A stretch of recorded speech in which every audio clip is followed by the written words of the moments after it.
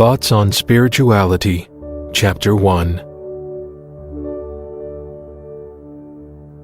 Jesus said, I did not come to you because you were worthy. I won't leave you because you are not. This morning I went to Mass. It has been a particularly difficult time with unrest, stressful business situations, and acrimonious discussions between my husband and me. This follows a tremendously hard Lent. I went into church and glanced over at the first station of the cross, thinking of the Lent I had just suffered through and commenting to Jesus, sarcastically, that it was too soon to pack away the stations of the cross. This was met with peaceful silence. I threw up various other feel sorry for me comments. No comments came back. Beginning to feel like the complainer I was, I received communion. Jesus began to speak, telling me I was like a child riding a bicycle for the first time. He, like any good parent, was running along behind me. He let me go for a minute. Actually, it was a day and a half. This was for my benefit, to give me practice at keeping my spiritual balance. He had never left me and would not have let me ride into dangerous areas. He was with me all along. This thought caused me to cringe, thinking of the last day and a half and my not-so-peaceful responses to various stressors and difficulties. Yes, he had heard the swear words. Back to the bike. He would not have let me fall, even though I had felt like I was falling. I began to fall, I think, and he caught me. The sensation of losing my balance and danger had frightened me. Like any wobbly child, I don't want to be let go of. Not even for a moment. He assured me I was loved, indeed cherished, and that he wouldn't leave me to myself again for some time. I said churlishly, "So I failed the test." He replied, It was not a test, it was practice, and you did not fail. You practiced. I am with you. I am teaching you, and you are learning. Be joyful. I will never leave you. Be on my side, the side of peace. My heart aches. I love Jesus so much that it is difficult to only communicate with him in this way. I want to be with him. The suffering can be dreadful. I don't like it. I'm not a sufferer. But the longing for Jesus, while an ache, is one I would not trade. I want it to become even more intense. I don't understand completely what is happening, or why it is happening. I spent nearly a year being afraid because I was so unworthy. He assured me that he does not make mistakes, and that he knows me and chose to come to me in this way for reasons, primarily to prepare me to do his work. I can be comfortable in my unworthiness as long as I'm doing my best. Now this seems simple and a simple thought. It was only Father who set me free of that awful feeling of trepidation. I feared it was in my imagination, or worse, some sort of demonic interference. I trusted Jesus all along and trusted the Blessed Mother to protect me. Let me say that at no time did I feel tremendous anxiety. I felt peaceful, but bemused. Father told me after praying over me that your gift is no illusion. Jesus is with you. He's calling on you to live the interior life as a mother and wife. He also wants you to do something with your hands for him. What do you do with your hands? I told him I wrote. He nodded and smiled. That's it, of course. I should have known. He wants you to write with him and for him. This filled me with untold joy and relief because this is what I was getting from Jesus, and frankly, I was happy to know I was not imagining things. He also instructed me to do a scriptural office every morning, which is a predetermined set of readings. He told me that my confusion was arising because, in an attempt to respond to this special gift, I had been reading various saints, as I always have, but more seriously since the communications began. He told me that the saints I was attempting to emulate had lived in monasteries and convents, while I was called upon to live in the world and in the home. Hence the confusion. I had walked around feeling guilty 24 hours a day because I was failing, when really, in doing my duty united to my Jesus, I was serving him according to his precious will. Father put me on a beautiful, holy, and confident path. My scriptural prayer is powerful, rich, and revealing. Jesus leaves nothing to chance with me.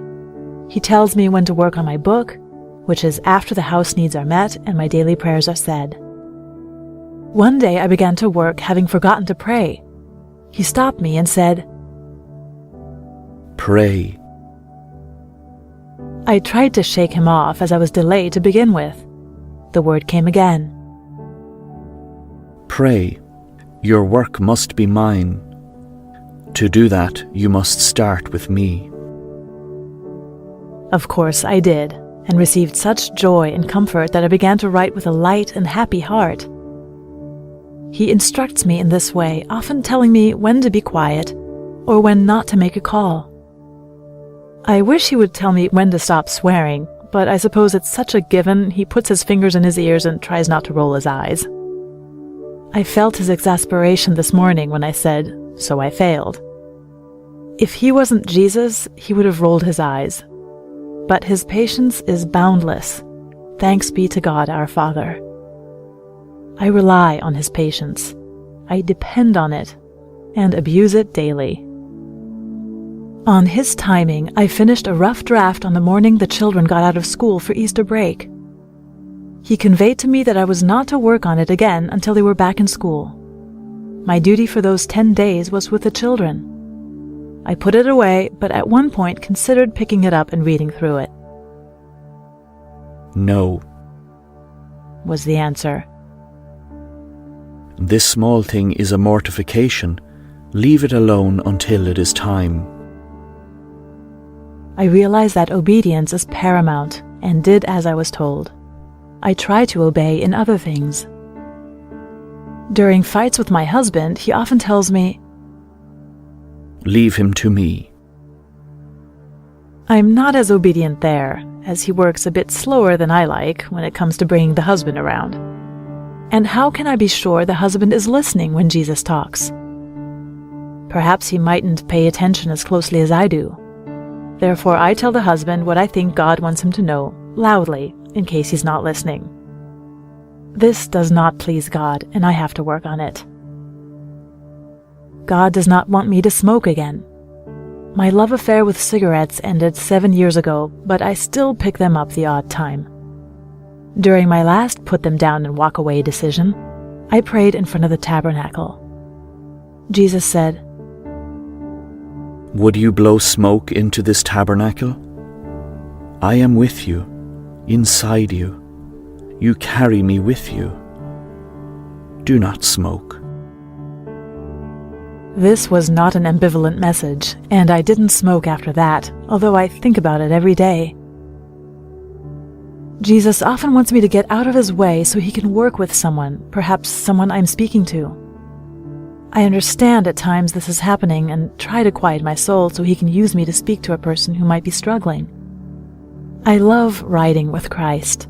It just happens and flows. It's flowing now, and I don't feel the work of it. I love Jesus, and during the most difficult times of Lent, feel a nearly physical sense of realigning my will to his, despite the most horrid spiritual afflictions and angst. There is nothing else for me anymore. The world holds little solace. Often there is no comfort to be found anymore on this earth. No person can console me. Nothing. No food, no comfort. I am alone in a crowd, even of like-minded souls. It's dreadful to experience, but the fruit is a spiritual leading with your chin kind of feeling, or stepping out into the darkness with faith. It does toughen you, and I can see that now. I hate it, make no mistake. The people around me must benefit, though, from this proximity of mine to Christ. I'm afraid that through the suffering I will be unable to complete my duties at times. But no, he gives me that. He sees to the details in the most remarkable of ways. I cannot fault him, and as I say, There's nothing else but Him. I rely on Him for everything. One more thought for today. Sister has often told me I should record some of the thoughts or experiences. Sister lives in community nearby and is a dear friend and advisor to me. Writing, which I see as work, comes easily, but there was a small part of me that thought, oh, so now you want me to do this in addition to everything else? How does He stand me? So in the spirit of wanting a personal invitation, I refused to write. I once asked Him outright, and He said, "The time will come. It is not now." After one lovely experience, I said, God, maybe I should be writing this down. He smiled and gave me to know without words that this is usually how He completes His will in us. He didn't want me to begin a spiritual journal with a bad attitude, so He gave me the desire to do it. He gave me a burning need to transcribe these interactions. In other words, why resist? He'll get His way, and I live for His will, so I should stop complaining. Still, I hesitated, being engrossed with my other work. Sister this morning asked me to begin to chronicle the experiences, and frankly, when Sister talks, I listen and treat everything she says as something I must obey. She is a lovely prophet and director to me. She also said this morning I must pray for a spiritual director. I must also say she's been telling me for over a year that she felt I should be doing something scriptural. I deftly ignored her, which I tend to do with many prophets He places in my life. After Father, she was praying the next morning, and God told her I needed to pray scripturally.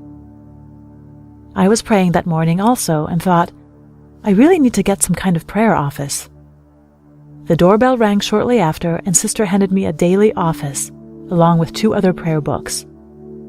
Unlike me, Sister listens when He makes a request. She responds immediately. I'm learning.